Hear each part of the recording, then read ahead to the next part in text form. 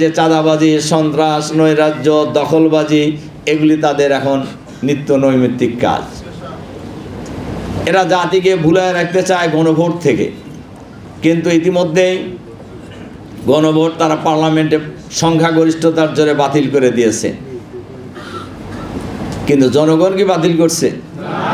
এজন্য আমাদের নেতা পার্লামেন্টেও বলেছেন, বাইরেও বলেছেন যে আমরা এই গণভোটের রায় কার্যকর করার জন্য, হাঁকে বাস্তবায়ন করার জন্য আমরা সংসদের ভিতরে বাইরে উভয় জায়গায় আমরা আন্দোলন গড়ে তুলব ইনশাআল্লাহ। কাজেই সে আন্দোলনও চলছে। এই আন্দোলনকে মোকাবেলা করার জন্য, এই আন্দোলনকে সামনের দিকে এগিয়ে নিয়ে যাওয়ার জন্য আমাদের ঢাকা জেলার রোকন ভাই বোনদের একটি ঐতিহাসিক ভূমিকা আছে। আমরা সেই ভূমিকা পালন করব ইনশাআল্লাহ। গণভোট বাস্তবায়িত হবে এই বাংলাদেশে ইনশাআল্লাহ। সরকারকে গণভোট বাস্তবায়নে বাধ্য করা হবে আগামী দিনে বাংলাদেশে ইনশাআল্লাহ। বাংলাদেশের মানুষ প্রায় 70% মানুষ গণভোটের পক্ষে রায় দিয়েছে। তারা ইতিমধ্যেই আপনার জনগণের সাথে রিলেটেড ঐক্যমত কমিশনে যেগুলি আমরা সবাই মিলে ঐক্যমত হয়েছিলাম, এগুলি বাতিল করে দিয়েছে। এগুলি তারা আবার দেশকে ফেসিবাদের দিকে নিয়ে যেতে চায়। আমরা কি দেশকে ফেসিবাদের দিকে নিয়ে যেতে দিব? আপনারা দিবেন? এই দেশের জনগণ দেবে? দেবে না ইনশাআল্লাহ।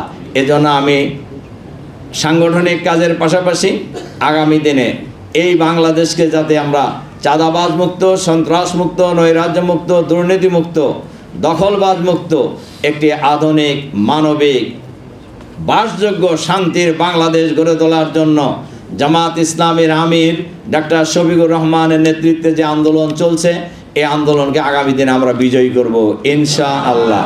কোনো ষড়যন্ত্রই আমাদের এই সামনে এগিয়ে যাওয়ার পথে বাধা সৃষ্টি করতে পারবে না। আল্লাহ তাআলা নিজেই বলেছেন, মাকারু মাকরান ও মাকারনা মাকরান ওহুম লা ইয়াশউরুন। তারা ষড়যন্ত্রের পর ষড়যন্ত্র করছেন, আল্লাহ কৌশল অবলম্বন করছেন, তারা বুঝতেই পারে নাই।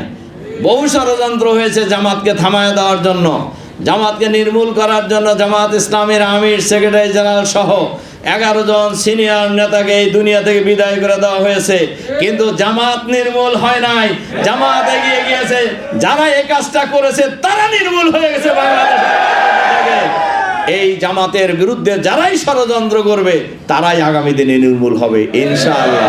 এজন্য আসুন আমরা সবাই মিলে এই বাংলাদেশকে আগামী দিনে একটি সুন্দর বাংলাদেশ হিসেবে গড়ে তোলার জন্য সামনে এগিয়ে যাব।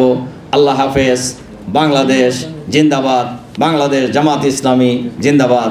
আসসালামু আলাইকুম রহমতুল্লাহ।